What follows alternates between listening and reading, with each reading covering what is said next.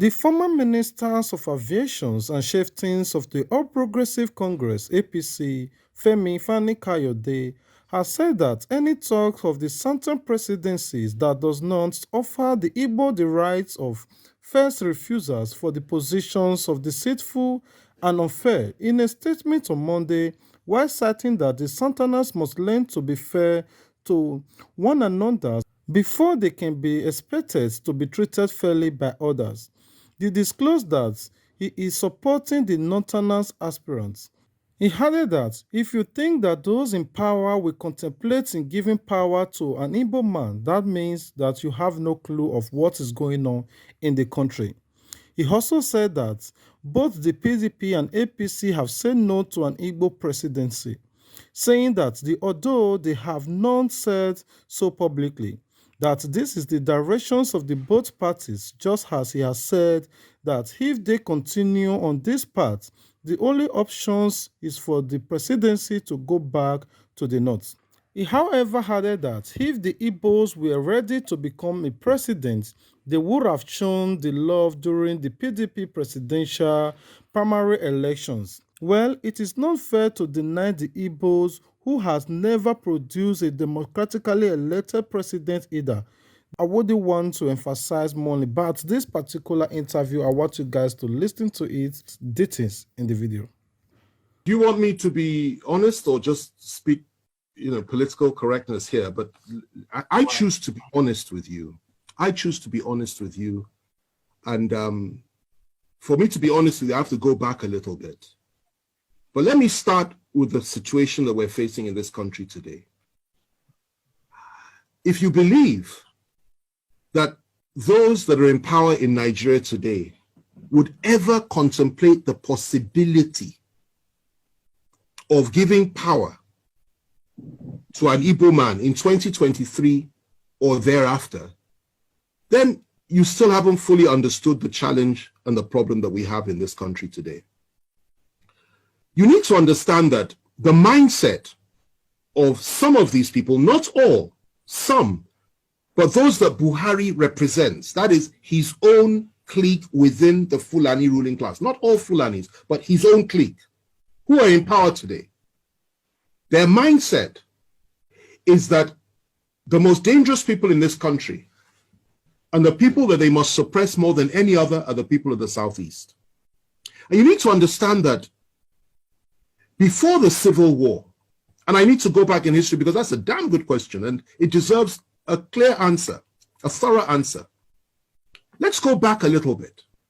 Before the Civil War, these same people, he, for example, was active then.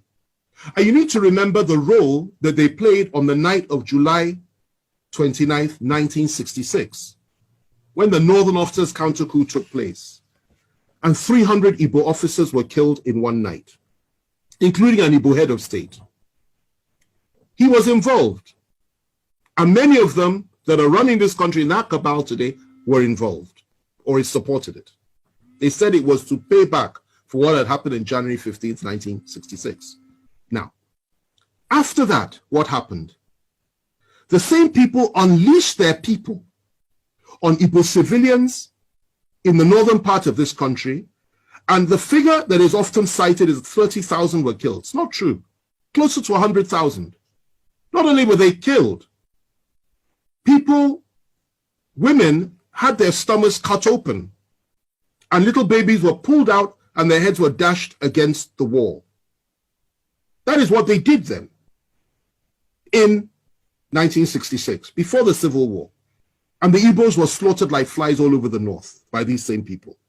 They went rushing back to the east, where they believed they were safe. And the position was this: the leader of the core northern Muslims within the army, Murtala Muhammad, urged Gawan, who was head of state, to march on the east immediately and wipe out the Igbos. Gawan, to his credit, refused to do that and said, no, let's negotiate. And the negotiations started. They broke down, then there was a civil war. In that civil war, 3 million Igbos were killed by federal forces. They were killed by all of us. I'm from the Southwest. I take responsibility for that. as every other Nigerian ought to. Civilians, not soldiers, 3 million, including 1 million children, subjected to genocide, subjected to mass murder, subjected to ethnic cleansing by us. The war ended. We did not apologize. Instead, what did we do? What did we do? We took all their property in the name of abandoned property. We gave them £20, even if they had £1 million in the bank. And we said, come back, no victor, no vanquished. Biggest lie from the pit of hell. There was a victor and there was a vanquished. And we all know who was who. They came back into Nigeria and we reintegrated them. But even with all the reintegration, no Igbo man could be trusted to be General Officer Commanding GOC until Obasanjo came to power in 1999. Igbos were not allowed to rise up within the military or in any power configuration in the country. It was something that was understood, that you never put an Igbo man in a position of real power. You can give him appointments, but you don't put him in a position of real power. Okay. Obasanjo came, made General Abiaku, I think his name was, GOC. And then from there, Jonathan came, he appointed an Igbo Chief of Army Staff. Okay? Yes. My wife is reminding me of the name, Ehejireka. You know, he appointed an Igbo Chief of Army Staff. Okay? And we thought things would go on that way. There would be a reintegration of the Igbos. And Obasanjo integrated many Igbos. People like Obi Ezekwesili, Andy Uba, so many came in and playing key roles, key positions. We thought things would get better.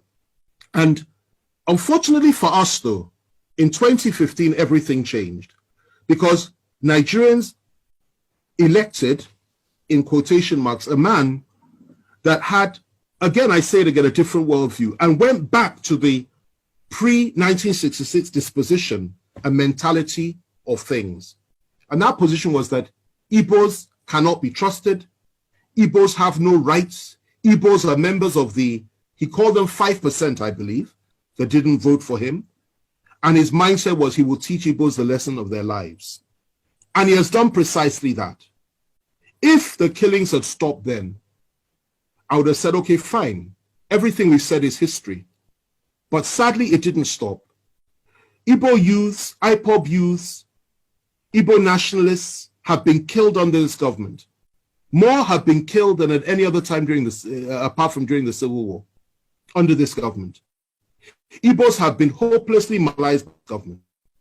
Igbos have been treated with contempt by this government. Not just Igbos, Southerners, Christians, and Middle Belters.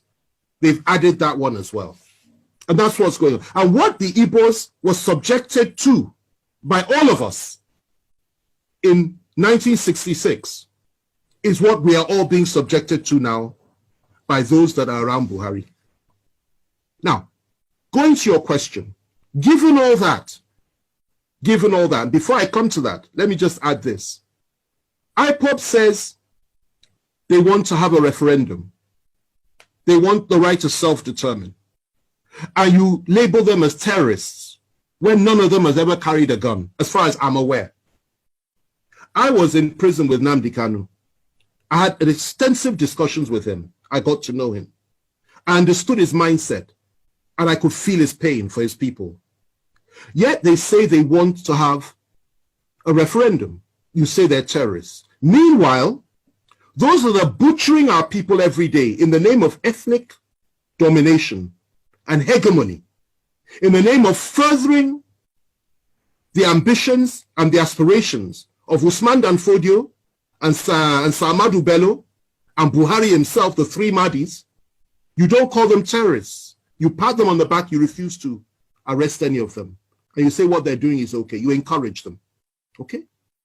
And the same you, free Boko Haram terrorists, the same you once said that you want to apply Sharia all over the country. The same you said Muslims should only vote for Muslims. The same you says an attack on Boko Haram is an attack on the North. The same you has said so many things which implicitly are on line and on all fours with the Boko Haram philosophy. These are the people that have been ruling us for 5 years. And the same you has empowered the Fulani to a point that they have everything now. And you really believe that those people in 2023 will sit down and say that they will allow a situation to arise whereby the one they hate the most can possibly take power in this country? They will not allow that to happen. Now, if you ask me what I think that would be the way forward as an individual. That if you really want to appease the Southeast, indeed the people of the South, why on earth not? Why shouldn't we have that? But the reality is that those that control the levers of power are diametrically opposed to that philosophy. They don't pretend not to be. They will never deny it. And they're not even hiding it. So they won't allow that to happen. What they will tell you at the very best is possibly will give vice presidency to the Southeast. And in a situation like that, if they did that, and the northern president came to power, and something happened to him, I assure you they will never let an Igbo man take power. It's their mindset. Even the one that's there now, the Yoruba man that's there as VP. If anything happens to Buhari, I doubt very much they'll let him take power. The position that they have adopted is that power must remain in the north, in perpetuity for as long as possible. And they have rationalized it over and over again. So that's the situation that we're in. But left to me, two things. The first thing is this. That would go a long way to heal the wounds of the past. An apology for what we did to the Southeasterners and to the Igbos during the Civil War. Secondly, proper compensation and reparations for what we did to them. Thirdly, to now openly come forward and say, let an Igbo man be president of Nigeria. Because they've never had an elected Igbo, we've never had an Igbo man leading us with power. Let it happen. That is what I would suggest. That's the first one. The other one is this. If it is, you can't do that. And if it is that the time for that has passed, because many Igbos will tell you, particularly those that share the philosophy of people like Nnamdi Kanu and even Masop philosophy, they will tell you they're not interested in that anymore. Then the other thing you can do is say, allow them to determine their own future, just as the people of Scotland were allowed to determine theirs, just as Britain, the United Kingdom, was allowed to determine hers when it came to Brexit, just as so many other countries in the world, through a referendum and exercising the right of self-determination. And I think that would make far more sense than to say just give them an Igbo presidency, which you and I know is not likely to happen. Let me end with this, okay? We are approaching 2023. Some in the Southwest, specifically Bola Tinubu, believes that his party will field him. I will tell you this today. He has made the biggest mistake of his life. They will not support him. Their position is to keep the presidency in the North. And even if he manages to clinch the nomination for the APC, they will now shift their support to another party that will field a Northern candidate. Mark what I'm telling you today, because I've been right 9 times out of 10 when it comes to these predictions. I've been right. And I'm telling you, I'll be proved right again. That is the mess that we're in this country. So your aspirations are legitimate. You have every right to have an Igbo president. It will be a good thing for this country, for the people of the East, and indeed for the people of Africa. But those that believe they own Nigeria will not allow it, they will not accept it, and they will not create a level playing field for it. And that's the reality. If it's the first time coming across our video, take a moment of your time to subscribe. For all our returning subscribers, may God continue to bless you for supporting the growth of this channel. You know, guys, I always appreciate if you comment and hit the subscribe button. Until we meet again, peace out. Don't forget to subscribe to get notified. And as you they share your support, now say God bless you too. Sense on the bit. Plan B TV, Plan B TV, Plan B TV. Oh, Plan B TV, Plan B TV, Plan B TV, Plan B TV.